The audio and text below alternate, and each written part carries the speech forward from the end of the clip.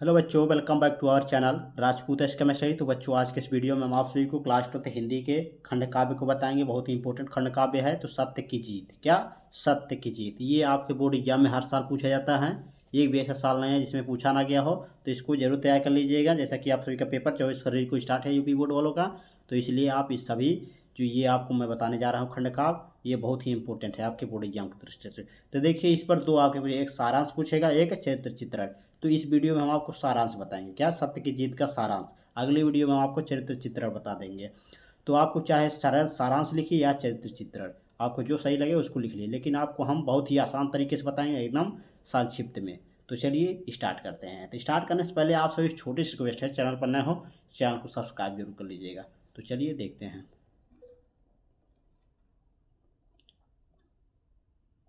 तो देखिए, सत्य की जीत खंड काव्य का सारांश। तो नीचे से लिखेंगे आप, कविवर द्वारिका प्रसाद महेश्वरी, क्या कविवर जो हैं द्वारिका प्रसाद महेश्वरी द्वारा लिखित सत्य की जीत, क्या सत्य की जीत खंड काव्य महाभारत से लिया गया। किससे लिया गया? महाभारत से लिया गया है। इसमें द्रौपदी के चीरहरण की घटना का वर्णन है।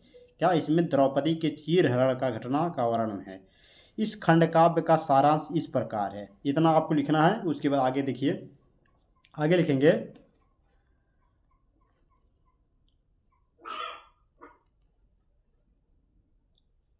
आगे लिखेंगे युधिष्ठिर दुर्योधन द्वारा आयोजित धूत क्रीड़ा में अपना सब कुछ हारने के बाद द्रौपदी को भी हार जाते हैं। जो युधिष्ठिर थे वह दुर्योधन द्वारा आयोजित को धूत क्रीड़ा जो खेल था उसमें अपना सब कुछ क्या होते हैं, क्या करते हैं, हार जाते हैं। उसके बाद द्रौपदी को भी हार जाते हैं। इतना लिखने के बाद आपको आगे लिखना है,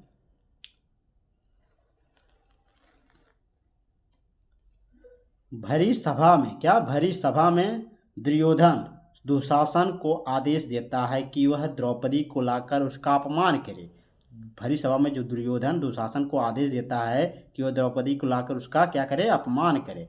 तो देखिए आगे, दुशासन द्रौपदी का बाल खींचते हुए उसे सभा में लाता है। क्या जो दुशासन था वह द्रौपदी को उसकी बाल पकड़ के खींचते हुए उसे सभा में लाता है। और आगे देखिए, द्रौपदी यह सह नहीं पाती, क्या जो द्रौपदी थी वह सह नहीं पाती और भरी सभा में न्याय के लिए मांग करती हैं। क्या, और न्याय के लिए वह क्या करती हैं, मांग करती हैं। उसके बाद देखिए, द्रौपदी कहती हैं कि, क्या द्रौपदी कहती हैं कि धर्मराज युधिष्ठिर सरल हृदय हैं। क्या जो धर्मराज युधिष्ठिर हैं वो सरल हृदय के हैं और वे कौरवों की कुटिल चालों से छले गए हैं। क्या वह कौरवों के क्या कुटिल चालों से यानी छले गए, ये बहुत ही सरल स्वभाव के हैं और ये कौरवों की कुटिल चालों से छले गए हैं। इतना लिखने के बाद आपको आगे लिखना है, अतः सभा में उपस्थित लोग उचित न्याय दें। क्या अतः सभा में सभी लोग उसे उचित न्याय दें।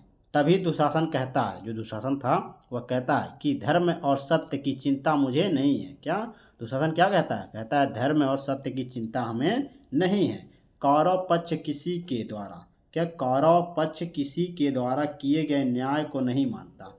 क्या जो कौरव पक्ष था वह किसी के द्वारा किए गए न्याय को नहीं मानता। उसके बाद देखिए, दुशासन दुशासन द्रौपदी को निर्वस्त्र करने की कोशिश करता है। क्या जो दुशासन था वह द्रौपदी को निर्वस्त्र करने की कोशिश करता है। लेकिन देखिए आगे, परंतु अनुपम तेजोक्त रूप में द्रौपदी उसे दुर्गा के समान प्रतीत होती है। क्या जो द्रौपदी थी वह अनुपम तेजोक्त यानी कि तेज रूप में द्रौपदी जो थी दुर्गा के समान प्रतीत होती है, यानी कि प्रतीत होती हैं कि ये दुर्गा के समान है। वह काँप उठता है, कौन? दुशासन। और चीर खींचने में स्वयं को असमर्थ बताता है, मैं नहीं खींच पाऊंगा, डरने लगता है। उसके बाद देखिए,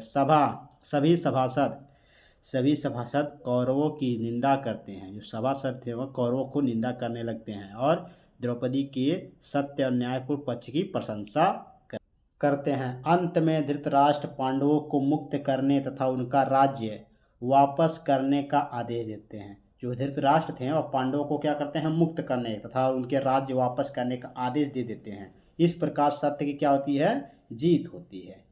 तो यही कहानी, इसी कहानी पर आधारित है ये सत्य की जीत। और यह खंडकाव्य यहीं पर समाप्त होता है। तो ये आपका खंडकाव्य का सारांश था, जो कि सत्य की जीत का। तो आई होप कि आप सभी को समझ में आ गया होगा। बहुत ही इंपॉर्टेंट आपका ये सारांश था, इसे ज़रूर तैयार कर लीजिएगा, आपके बोर्ड एग्जाम में पूछेगा ज़रूर। तो इसे बिल्कुल स्किप मत कीजिएगा, इसको ज़रूर तैयार कर लीजिएगा किसी भी हाल में। तो अगली वीडियो में आपको चरित्र चित्रण बताएंगे इसका। तो आई होप कि आप सभी को ये सब समझ में आ गया होगा। समझ में आया तो लाइक शेयर कमेंट जरूर कीजिएगा। चैनल पर नए हो चैनल को सब्सक्राइब जरूर कर लीजिएगा, नोटिफिकेशन ऑन कर लीजिएगा, अपने दोस्तों को भी शेयर कर दीजिए। तो चलिए मिलते हैं आप सभी नेक्स्ट वीडियो में इसी तरह वीडियो के साथ। धन्यवाद।